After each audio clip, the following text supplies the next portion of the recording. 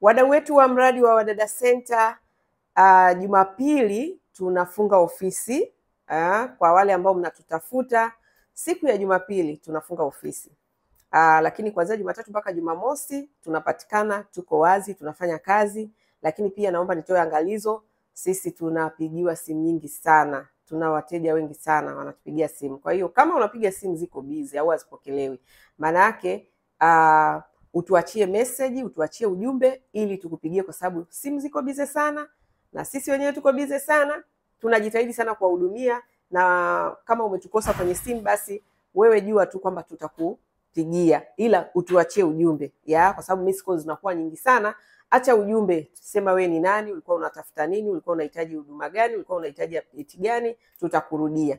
Lakini kwa Jumapili, nasisitiza, kwa Jumapili ofisi ziko off. Ofisi zetu haziko wazi kwa Jumapili.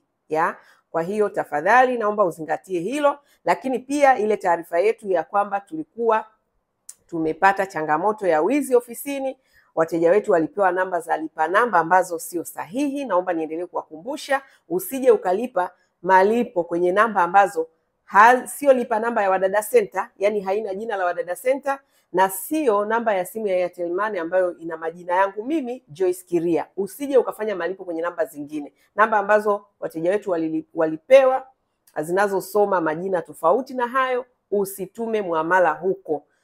Nimekuwa nikitoa hiyo taarifa almost kama wiki sasa, na nitaendelea kuwakumbusha ili usije ukafanya malipo kwenye namba ambayo sio, alafu ukapata hiyo changamoto, kwa sababu sisi tutakwambia muamala haujafika kwetu. Kwa hiyo itabidi uungane na sisi kwenye hiyo kesi ya wizi mpaka hela ziweze kurudi.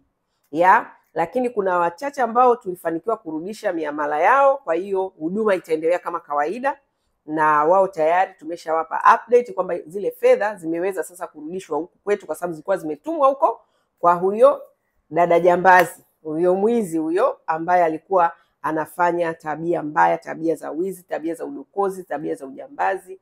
Haijalishi, yani unapokuwa so mwaminifu katika ofisi ya mtu, kwenye biashara ya mtu, hata nyumbani, wadada wa kazi ambao mnakwenda kwenye familia za watu, msiwe na tabia za udokozi. Hizo ni tabia ambayo huwezi kuishi na watu. Hakuna mtu ambaye atakubali uendelee kuishi naye, aidha kufanya naye kazi, aidha ni nyumbani, ni kwenye biashara, ni kwenye ofisi yoyote. Mtu ameshakugundua wewe una tabia za udokozi, hawezi kukubali kuendelea kufanya biashara na wewe au kufanya kazi na wewe.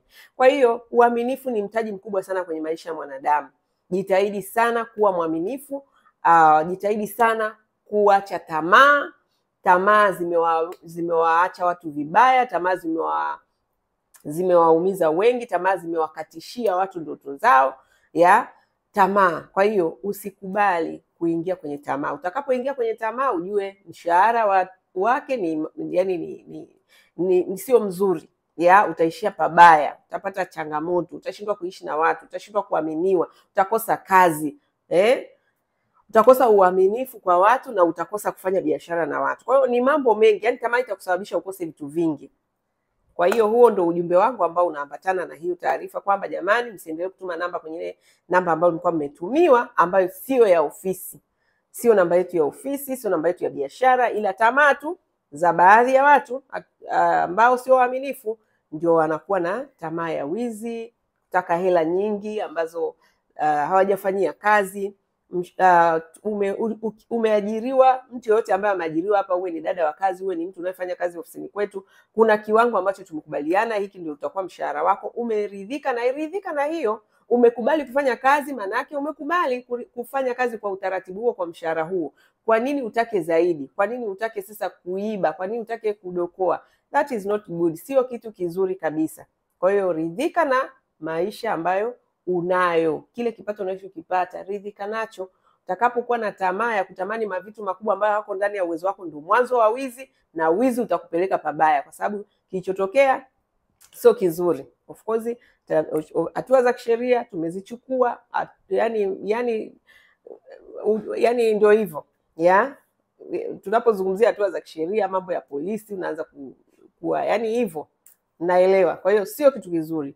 Stick na uwezo wako. kutokana na uwezo wako. Mimi sio mjinga, nakaaga hapa mnaongea ujinga, oh mbona una gari yenyewe hiyo ndio hiyo ndio ya kwangu, naridhika nayo, nimeridhika nayo, na yani maisha yenyewe sijui una hotpot sijui za chuma, sijui nenda kanunua hotpot nzuri. Tamaa. Wote hao mnaoongeaga hivyo ni watu ambao hamjielewa, mjitambui, mna matamaa, mnafikiri value ya mtu inaletwa na vitu. Hata siku moja value ya mtu inaletwa na utu.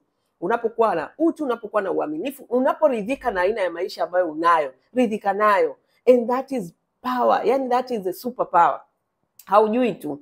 Unapokuwa unanengeneka na vitu ambavyo hauna uwezo nao, unataka si umeona si nini, unataka magari, si unataka masimu, si unataka nini. Huo ndio mwanzo wa kwenda kufanywa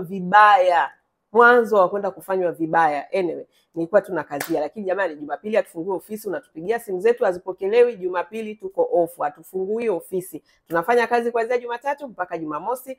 Tuwasiliane hizo siku, na pale unapotupigia unaona labda tunachelewa kupokea simu yako au tupokei, basi ujue simu iko busy, labda tuko kwenye line nyingine, au pia kwa kuwa ni ofisi tuna meeting, tunapokuwa na mikutano kidogo huwa tunakuwa tuna mute simu zetu ili tuweze kuconcentrate kwenye mikutano yetu ya ofisi, namna gani ya kuendelea kutatua hizi changamoto tunazokumbana nazo kwenye mradi wetu wa Wadada Center. Kwa hiyo kuna vitu vingi, yani usiwaze tu hawataki kupokea simu zangu, no. Wewe waza kwamba wako busy, ngoja niwaachie ujumbe watanitafuta. Mbona, just be positive. Wako busy au simu iko busy, ngoja niache ujumbe watanitafuta. Just be positive. Kuwa na mawazo chanya, kuwa na fikra chanya. Kwa hiyo ndio hivyo ndugu zanguni, niwatakie Jumapili njema na muwe na muda wakati mwema. Ni wewe popote pale ulipo na familia yako. Be blessed, stay blessed. Mungu awabariki sana.